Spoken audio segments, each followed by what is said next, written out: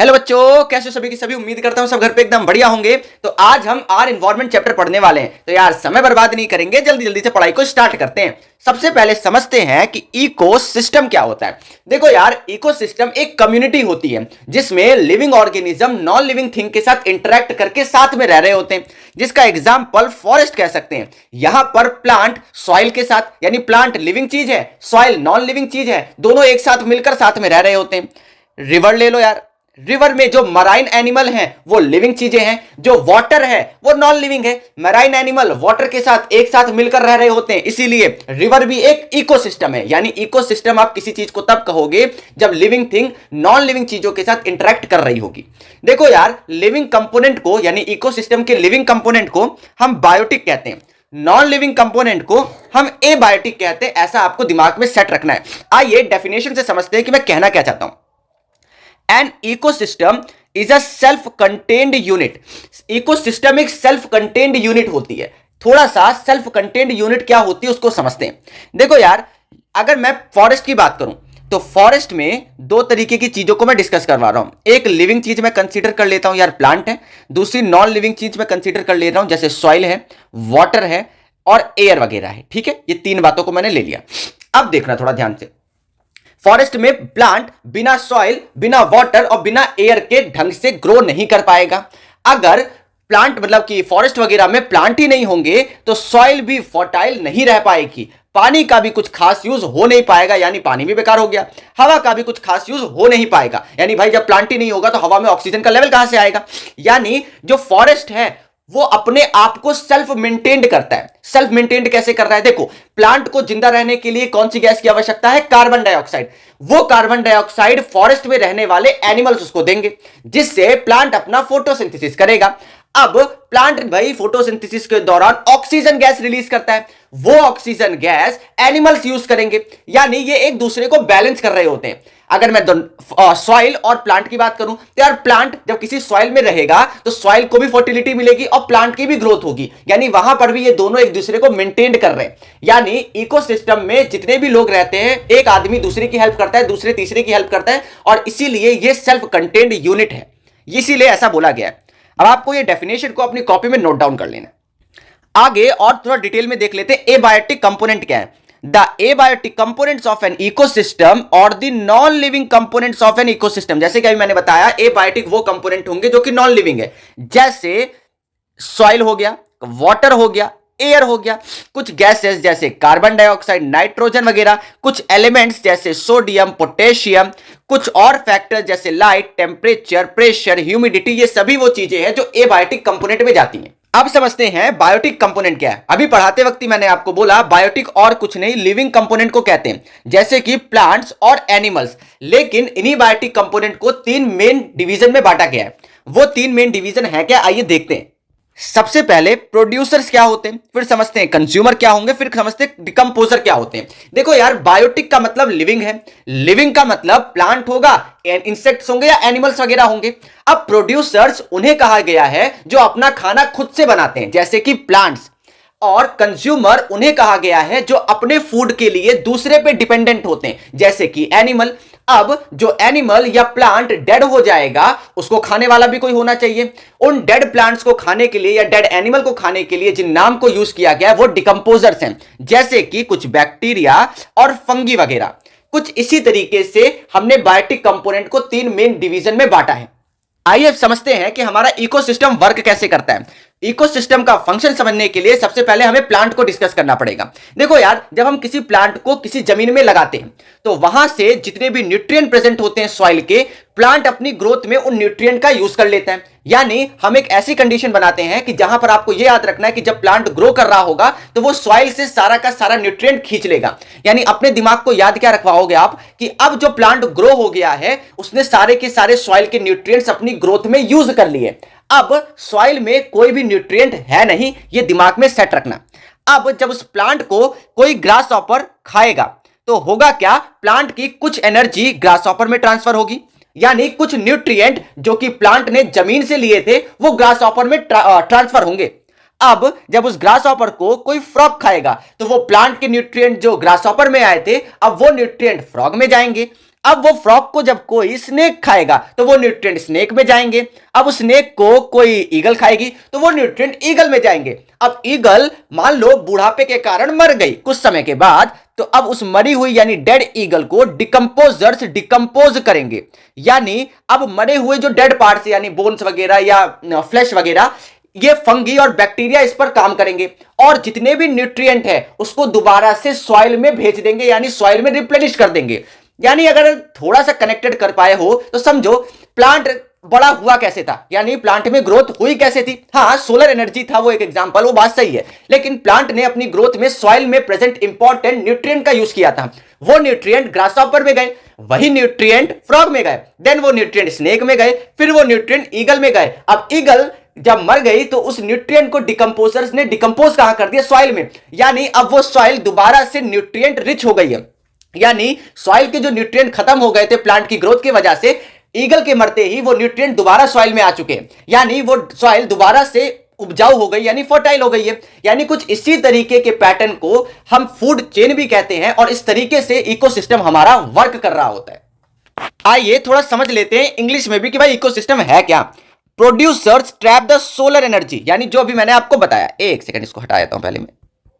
Producers trap the solar energy, यानी जो grass वगैरह होंगे, प्लांट वगैरह होंगे, वो सोलर एनर्जी लेंगे and then provide the basic food और transfer for all other life forms. यानी अब वहां से वो फूड ऑब्टेन करेंगे, यानी फोटोसिंथेसिस करेंगे in the ecosystem. The consumers यानी animals derive their energy needs directly और इनडायरेक्टली फ्रॉम प्रोड्यूसर प्लांट।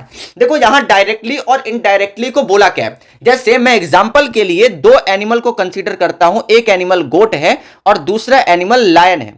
यहां पर गोट डायरेक्टली प्लांट से एनर्जी लेगा क्योंकि गोट प्लांट को खाता है, क्योंकि जो गोट है वो हर्बीवोर होता है। लेकिन लायन डायरेक्टली प्लांट से एनर्जी नहीं लेगा, लायन गोट को खाएगा जिस गोट ने प्लांट को खाया था।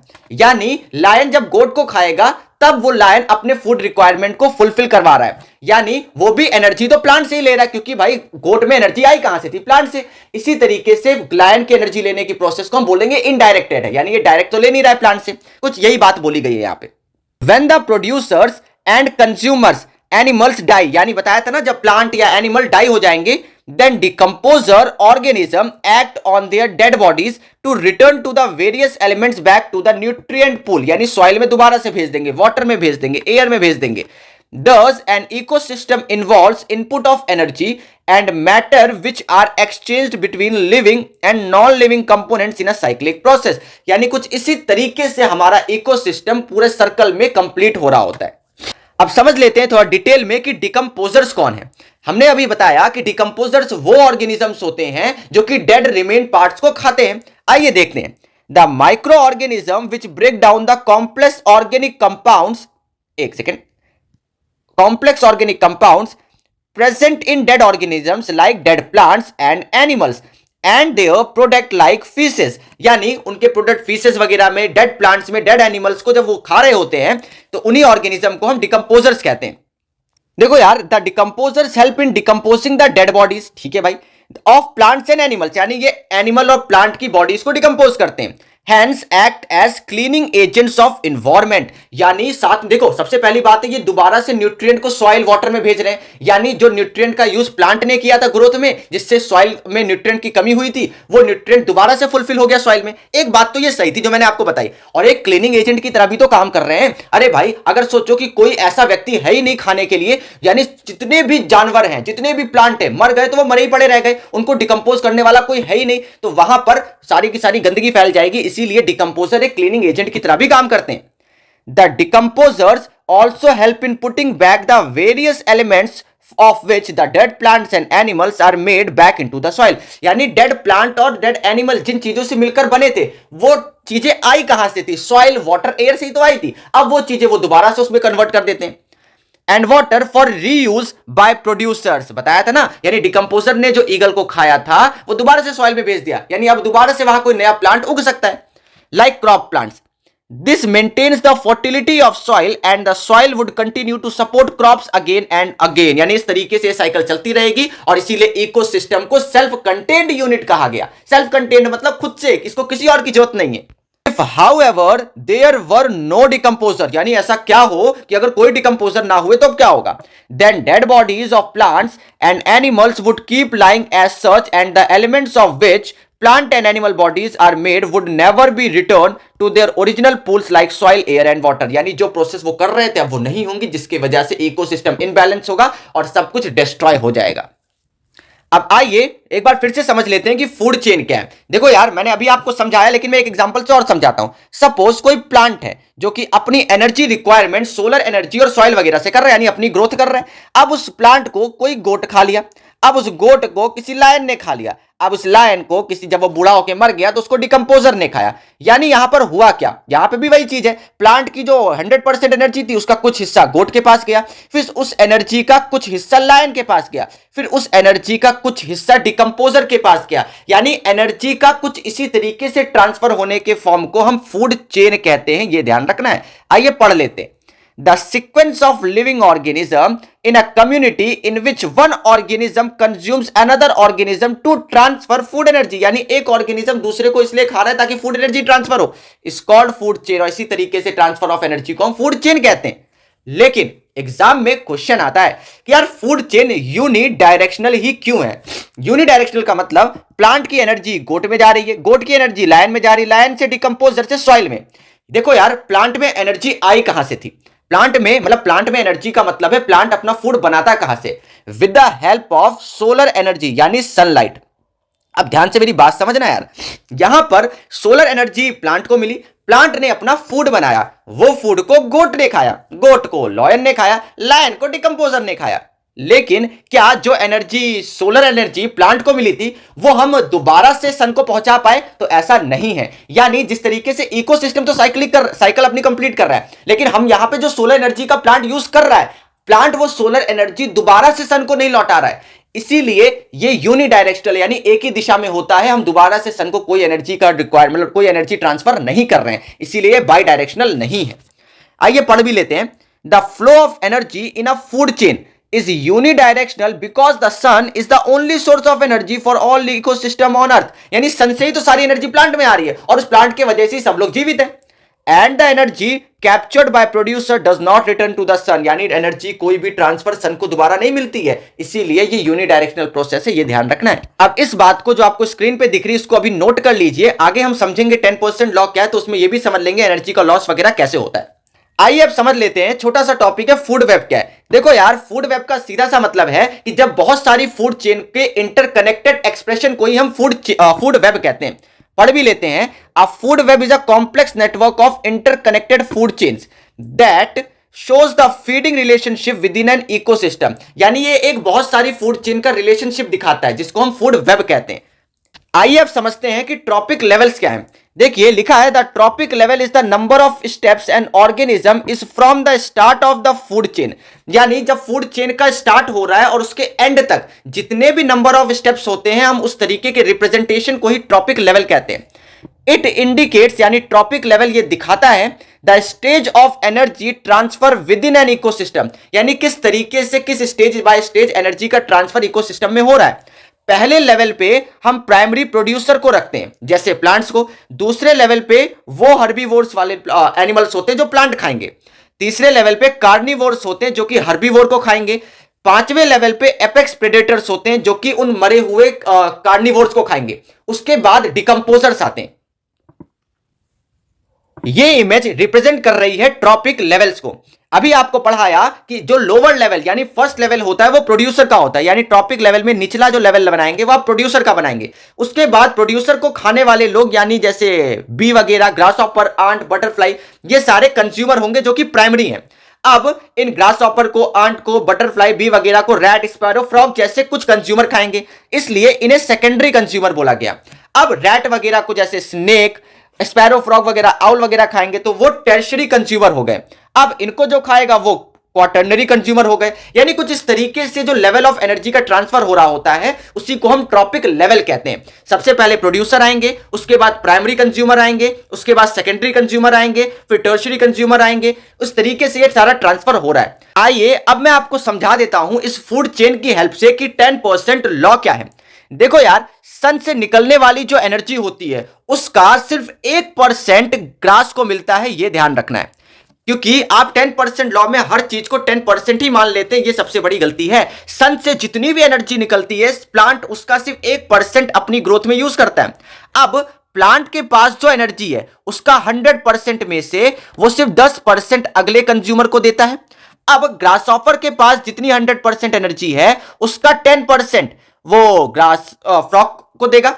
अब फ्रॉग के पास जितनी भी 100% एनर्जी है उसका 10% ये अगले वाले कंज्यूमर को देगा। फिर उसके पास जो एनर्जी है वो अगला 10% अपने कंज्यूमर को देगा। यानी ऐसा नहीं है कि प्लांट के पास जितनी एनर्जी होती है वो सारी की सारी एनर्जी ग्रासहॉपर, फिर उसके पास जो एनर्जी है वो सारी की सारी फ्रॉग। यानी एक ऑर्गेनिज्म दूसरे ऑर्गेनिज्म को सिर्फ अपनी टोटल एनर्जी का 10% ही प्रोवाइड करता है, ये हमको ध्यान रखना है। आइए स्टेटमेंट से थोड़ा समझ लेते हैं।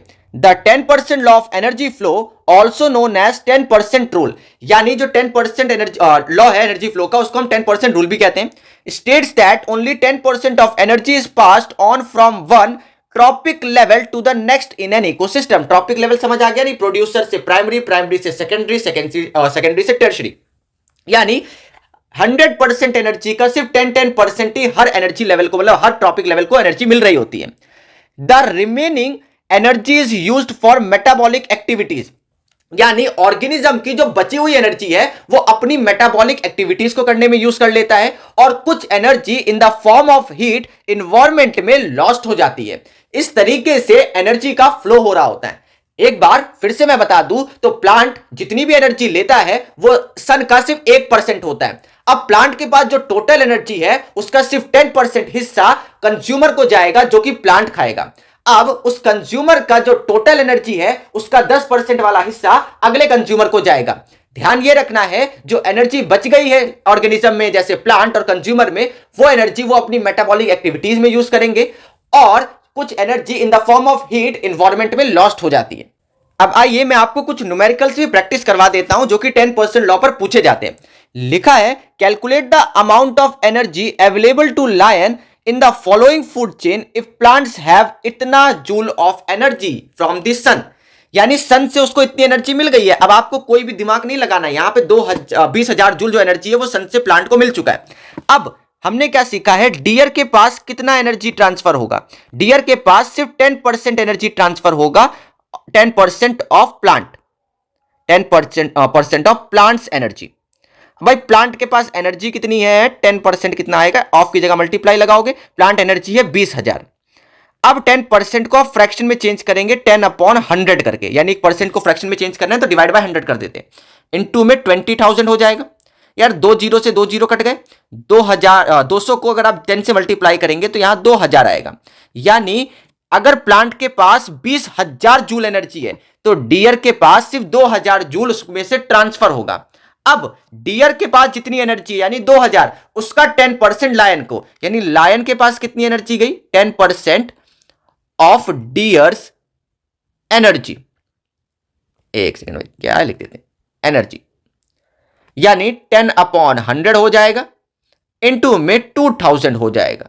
इसको डिवाइड करोगे तो 2 जीरो से 2 जीरो, यानी 200 जूल। यानी कुछ इस तरीके से लायन के पास सिर्फ 200 जूल बचेगी अगर प्लांट के पास 20,000 जूल एनर्जी स्टार्टिंग फेज में है। आइए अगले क्वेश्चन को देखते हैं। लिखा है consider the following food chain, जिसमें ग्रास को माइस ने खाया, माइस को स्नेक ने खाया, स्नेक को पीकॉक ने खाया। In this chain 100 joule of energy is available at the producer. Producer यानी ग्रास की बात कर रहे हैं। Calculate the energy transfer to the peacock as food. तो हमने तो सीखा है ना, अगर ग्रास के पास 10% है तो माइस के पास कितना होगा, तो भाई 10%, मतलब माइस के पास होगा 10% ऑफ ग्रास, यानी ग्रास के पास 100 है तो 10/100 इनटू में 100, 2 जीरो से 2 जीरो पूरा कट ही जाएगा, यानी 10 जूल। यानी माइस के पास सिर्फ 10 जूल बचेगा।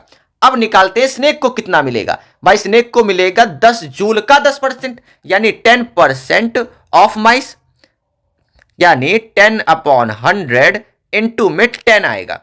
अब 1 जीरो से 1 जीरो कटेगा, 1 जीरो से 1 जीरो कटेगा, यानी 1 जूल एनर्जी सिर्फ स्नेक के पास बचेगी। अब उस 1 जूल का आपको नहीं दिमाग लगाना है। अब भाई पीकॉक के पास कितना आएगा, भाई पीकॉक के पास भी सर 10% ऑफ स्नेक आएगा, स्नेक के पास कितना है, 1 है, यानी 10/100 इंटू में 1 का कोई काम ही नहीं है, तो एक जीरो से एक जीरो कट गया, यानी ये आएगा 1/10। 1/10 को हम लिख सकते हैं 0.1, यानी ग्रास से लेकर पीकॉक में आखिरी तक सिर्फ 0.1 जूल एनर्जी ही रिमेनिंग बच जाएगी। अब लास्ट क्वेश्चन है, ये थोड़ा सा ट्रिकी है, थोड़ा ध्यान से देखना।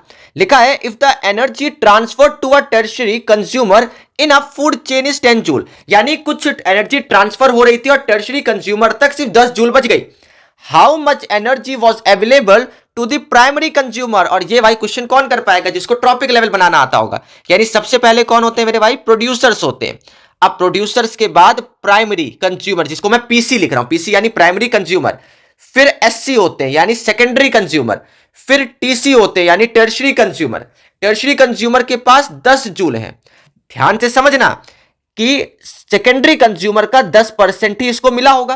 कैसे करेंगे थोड़ा देखना। मैंने आपको क्या सिखाया कि भाई टर्शियरी कंज्यूमर के पास कितना गया होगा, वो आप बोलोगे सर 10% ऑफ सेकेंडरी कंज्यूमर गया होगा, यही तो बात बोलोगे। ठीक है, तो टर्शियरी कंज्यूमर को इस बार पता है कितना है, 10 जूल, तो यहां पे लिख दोगे 10/100, ऑफ की जगह लगाओगे मल्टीप्लाई, तो सेकेंडरी कंज्यूमर का आ जाएगा। बात समझ आ रही है, आपको वही लिखना है जो हमने सीखा, वही पैटर्न को फॉलो करना है। अब क्या करेंगे, यहां से यहां हो जाएगा 100 इंटू 10/10 इज इक्वल्स टू में सेकेंडरी कंज्यूमर। अरे भाई ये वाले 100 को उठा के इधर मल्टीप्लाई में, नीचे 10 ले आके डिवाइड में, यानी 10 से 10 कैंसिल हो जाएगा, यानी सेकेंडरी कंज्यूमर के पास 100 जूल था, इसीलिए टर्शियरी के पास 10 जूल गया होगा। अच्छा, अब सेकेंडरी कंज्यूमर के पास प्राइमरी कंज्यूमर का सिर्फ 10% ही तो आया होगा। कैसे लिखोगे, तो आप लिखोगे कि सर सेकेंडरी कंज्यूमर को जो मिला होगा वो 10% रहा होगा प्राइमरी कंज्यूमर का, है ना, यही तो बात है। तो सेकेंडरी कंज्यूमर को कितना मिल गया, 100 जूल है, तो 10/100 कर देंगे, इधर ऑफ की जगह मल्टीप्लाई लगा दोगे, और प्राइमरी कंज्यूमर यानी ये हो जाएगा 100 इंटू 100 अपॉन में 10 इज इक्वल्स टू में प्राइमरी कंज्यूमर, यानी इसको आप सॉल्व करोगे तो ये आएगा 10,000/10 is equals to primary consumer, 0 से 0 कट जाएगा, यानी डायरेक्टली आ जाएगा प्राइमरी कंज्यूमर, यानी 1000 जूल रहा होगा प्राइमरी में। और अगर आपसे पूछते हैं प्रोड्यूसर में कितना है, तो फिर वही आप बोलोगे कि भाई प्राइमरी कंज्यूमर के पास प्रोड्यूसर का 10% आया होगा, तो उस तरीके से 10,000 जूल प्रोड्यूसर के पास रहा होगा। यानी कुछ इस तरीके से इस टाइप के क्वेश्चन को सॉल्व करेंगे तो ध्यान रखना है। आइए समझते हैं कि बायोलॉजिकल मैग्निफिकेशन होता क्या है। लिखा है the process by which concentration of toxins, यानी हार्मफुल केमिकल्स की बात कह रहे हैं ये, टॉक्सिन्स यानी harmful chemicals, increases in organism at higher level of food chain. यानी ये क्या बात बोल रहे हैं, मैं थोड़ा आपको समझाता हूं।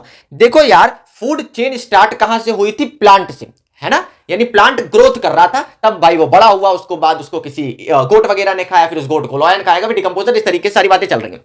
मेरी बात समझो यार, प्लांट उगते कैसे हैं सर, सॉइल से न्यूट्रिएंट लेके, लेकिन जब न्यूट्रिएंट की कमी होती है तब कैसे उगते हैं, तो आप बोलोगे सर हम कुछ ना कुछ मैन्योर फर्टिलाइजर डालते हैं, बिल्कुल सही बात है, लेकिन सॉइल में कुछ पेस्ट होते हैं, पेस्ट यानी कुछ ऐसे हार्मफुल कीड़े मकोड़े जो कि प्लांट को खराब कर देते हैं, बेकार कर देते हैं, तो उन कीड़े मकोड़ों को मारने के लिए हम कुछ पेस्टिसाइड्स का यूज करते हैं।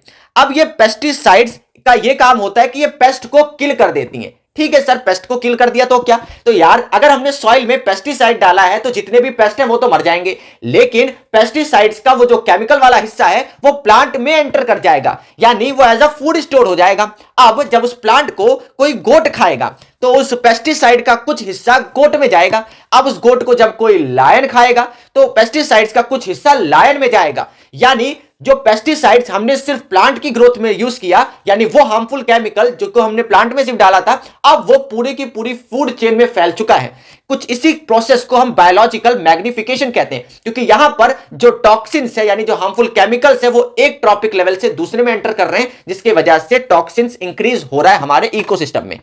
आओ यार अब ये समझ लेते हैं why the number of trophic levels in food chain is limited, यानी जो नंबर ऑफ ट्रॉपिक लेवल है वो लिमिटेड क्यों है, क्योंकि according to 10% law only 10% of energy transferred from one trophic level to the next, यानी सिर्फ टोटल एनर्जी का 10% हिस्सा ही सामने वाले को मिलता है, and most of the energy is lost as heat, और बहुत सी energy in the form of heat और मेटाबॉलिक एक्टिविटीज में निकल जाती है, और इसी चीज को हम 10% लॉ भी कहते हैं, जिसके वजह से एज अ रिजल्ट आफ्टर 4 और 5 ट्रॉपिक लेवल यानी producer, primary, secondary, tertiary, quaternary, इसके बाद लगभग ना के बराबर ही एनर्जी बचती है।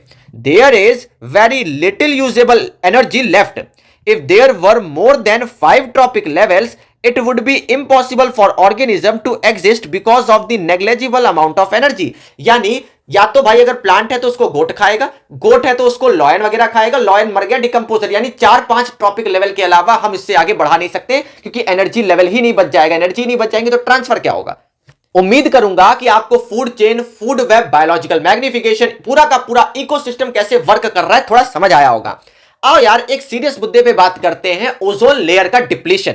ओजोन लेयर है क्या? एक ऐसी लेयर जो यूवी रेस को सन से अर्थ में एंटर कराने से बचाती है. यानी यूवी रेस वो हार्मफुल रेस होती हैं जो कि कैंसर और कैटरैक्ट जैसी हार्मफुल डिजीजेस को कॉज कर सकती हैं. इन्हीं डिजीजेस से बचाने के लिए ओजोन लेयर आउटर सरफेस पे होती है अर्थ के, जिससे वो यूवी रेस को आने से प्रिवेंट कर रही होती हैं. लेकिन ये layer day by day deplete हो रही है, यानी नष्ट हो रही है. लेकिन आपके दिमाग में एक डाउट आता होगा कि सर भगवान ने क्या एक ही लेयर बना के छोड़ दी है, अब वो तो डिप्लीट हो जाएगी, हम खुद से बना नहीं सकते तो क्या करें. लेकिन ऐसा नहीं है. ओजोन लेयर कोई एक लेयर ऐसी नहीं है, ये डे बाय डे फॉर्म भी होती है और डे बाय डे डिप्लीट भी होती है. आओ समझाता हूं कि भगवान ने अपनी सृष्टि को कैसे बहुत सिस्टमैटिक वे में बनाया है. देखो हमारे एटमॉस्फेयर में ऑक्सीजन मॉलिक्यूल है. वो ऑक्सीजन मॉलिक्यूल यूवी लाइट की वजह से ऑक्सीजन एटम्स में ब्रेक हो जाते हैं. ये ऑक्सीजन एटम फिर से ऑक्सीजन मॉलिक्यूल के साथ एटमॉस्फेयर में ही कंबाइन करते हैं और एक O3 मॉलिक्यूल बनाते हैं. इस O3 को ही और कुछ नहीं ओजोन कहते हैं. यानी हर दिन ओजोन लेयर फॉर्म हो रही है. फिर आपके दिमाग में आएगा सर अगर हर दिन इतना सारा ऑक्सीजन तो हमारे पास है ही, तो हर दिन अगर ओजोन फॉर्म हो रही है तो क्या नौटंकी मचा रखी कि डिप्लीट हो रहा है. क्योंकि आपके घरों में या हमारे घरों में भी जो एसी है, जो कूलर है, जो व्हीकल्स चल रहे होते हैं, उसमें से कुछ बहुत हार्मफुल केमिकल्स निकल रहे होते हैं या गैसेस निकल रही होती हैं. उसमें से एक हार्मफुल गैस का नाम है क्लोरोफ्लोरोकार्बन. ये क्लोरीन जब ओजोन लेयर से हिट करता है यानी टकराता है तो वो जितना अमाउंट डिप्लीट करता है यानी नष्ट करता है, उतना अमाउंट तो एक दिन में बनता भी नहीं है ओजोन का. यानी बात सही है, day by day ozone form हो रहा है लेकिन उससे ज्यादा नष्ट हो रहा है, जिसके वजह से ओवरऑल नेट इफेक्ट ये देखने को मिल रहा है कि ओजोन लेयर डिप्लीट हो रही है, जिसके वजह से यूवी रेज ज्यादा से ज्यादा एंटर करेंगी और कैंसर जैसी बीमारी का कॉज होगा. आइए थोड़ा देख लेते हैं. लिखा है ozone layer depletion is thinning of the ozone layer present in upper atmosphere. यानी ये एटमॉस्फेयर की ऊपरी लेयर पे होती हैं. ऊपरी लेयर पे होने का इंपॉर्टेंस ये है क्योंकि भाई अगर ये नीचे लेयर पे होंगी तो यूवी रेज तो पहले ही अंदर आ जाएंगी, तो रोकेगा कौन. This happens when chlorine and bromine atoms in the atmosphere come in contact with ozone. मैंने अभी आपको बताया कि हमारे एसी वगैरह से क्लोरोफ्लोरोकार्बन होता है. वो जो क्लोरो वर्ड मैंने यूज किया वो क्लोरीन जैसे एटम को रिप्रेजेंट कर रहा है. जैसे ये इस लेयर से टकराता है तो उसको डिप्लीट करता है and destroy the ozone molecules. बताया ना, ओजोन को नष्ट कर देता है. 1 chlorine can destroy 1 lakh molecules. यानी एक क्लोरीन 1 लाख मॉलिक्यूल ओजोन के डिप्लीट कर देता है. It is destroyed more quickly than it is created. जो मैंने अभी आपको बात बोली, ओजोन डे बाय डे बन भी रहा है लेकिन उससे ज्यादा तेजी से ये डिप्लीट हो रहा है. आगे बढ़ते हैं. Some compounds release chlorine. यानी कुछ कंपाउंड क्लोरीन और ब्रोमीन रिलीज करते हैं on exposure to high ultraviolet light which then contributes to ozone layer depletion. Such compounds are known as ozone depleting substances. इनको ODS भी कहा जाता है. The ozone depleting substances that contain chlorine include chlorofluorocarbon, carbon tetrachloride, hydrochlorofluorocarbon, methyl chloroform. यानी ये सारे कुछ ऐसे केमिकल्स या हार्मफुल सब्सटेंसेस हैं जो कि ओजोन डिप्लीटिंग सब्सटेंसेस हैं, यानी ओजोन को नष्ट करते हैं. फिर आओ थोड़ा समझ लेते हैं कि इसका इफेक्ट ह्यूमन हेल्थ पे कैसा होता है. लिखा है humans will be directly exposed to the harmful ultraviolet radiations of the sun due to the depletion of ozone layer. अगर ओजोन लेयर नष्ट हो गई तो सन से निकलने वाली जो रोशनी है वो डायरेक्टली बॉडी पे पड़ेगी. This might result in serious health issues among humans such as skin diseases, cancer, sunburns, cataract, quick aging and weak immune system. यानी आप जल्दी बूढ़े होने लगेंगे, आपका इम्यूनिटी लेवल डाउन हो जाएगा, आंखों में कैटरैक्ट यानी मोतियाबिंद हो सकता है, जलन हो सकती है, कैंसर वगैरह जैसे हार्मफुल डिजीजेस हो सकती हैं. वही लिखा है कि what happens if ozone completely disappear. कम पूरी खत्म हो जाए. तो वही बात है ना कि ये सारे डिजीजेस हो जाएंगे क्योंकि यूवी रेस को रोकने वाला कोई रहेगा ही नहीं, तो सारी की सारी अल्ट्रावायलेट यूवी रेस डायरेक्टली अर्थ पे एंटर करेंगे और सब तबाही मचेगी. आइए समझते हैं कि क्यों कुछ मटेरियल्स को बायोडिग्रेडेबल और नॉन बायोडिग्रेडेबल कहा गया है. यार मटेरियल्स का बायोडिग्रेडेबल और नॉन बायोडिग्रेडेबल में classification on the basis of decomposer decomposing technique से किया गया। यानी कौन सा डिकम्पोजर किस मटेरियल को कितने आसानी से डिकम्पोज कर दे रहा है, उस बेसिस पे दो तरीके से वेस्ट प्रोडक्ट्स को बांटा गया है। अगर कोई डिकम्पोजर किसी मटेरियल को आसानी से डिकम्पोज कर दे रहा है यानी नष्ट कर दे रहा है तो उसे हम बायोडिग्रेडेबल कहते हैं, और अगर डिकम्पोजर आसानी से नष्ट नहीं कर पा रहा है तो उसे हम नॉन बायोडिग्रेडेबल कहते हैं। आइए समझ भी लेते हैं। Some materials are biodegradable and some are non-biodegradable because of the way microorganism break them down। यानी किस तरीके से माइक्रो ऑर्गेनिज्म उन पर काम कर रहे होते हैं, उस हिसाब से हमने मटेरियल्स को दो हिस्सों में बांटा है। बायोडिग्रेडेबल क्या है? माइक्रो ऑर्गेनिज्म जैसे bacteria, fungi break down biodegradable materials into simple organic substances, और इसी प्रोसेस को हम बायोडिग्रेडेशन भी कहते हैं। जैसे एनिमल बोन हो गई, ये बायोडिग्रेडेबल मटेरियल है क्योंकि ये आसानी से डिकम्पोजर के द्वारा नष्ट किया जा सकता है। लेदर है, टी लीव्स होती हैं, वीट होते हैं, ग्रास होते हैं, फ्रूट होते हैं, वेजिटेबल होते हैं, यानी कुछ ऐसे मटेरियल्स होते हैं जो आसानी से डिकम्पोज कर देते हैं।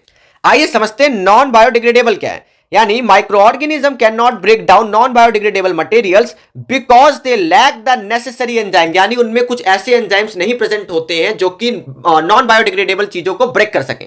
Non biodegradable materials can be acted upon by physical processes like heat and pressure, यानी इनको हीट और प्रेशर देकर एक्सटर्नल मेथड से डिकम्पोज किया जाता है। नॉन बायोडिग्रेडेबल का एक एग्जांपल है डीडीटी, जिसका फुल फॉर्म है डाइक्लोरो डाइफिनाइल ट्राइक्लोरोइथेन। यार ये नाम इंपॉर्टेंट है, एमसीक्यू वगैरह में पूछा जाता है। आयरन नेल्स हो गई, इसको भी डिकम्पोज नहीं कर सकते। एल्यूमिनियम केन हो गए, जैसे कोका कोला वगैरह का, स्प्राइट वगैरह के जो केन्स आते हैं उनको भी डिकम्पोज नहीं किया जा सकता है, इसीलिए वो मेजर पॉल्यूटेंट होते हैं एनवायरमेंट के।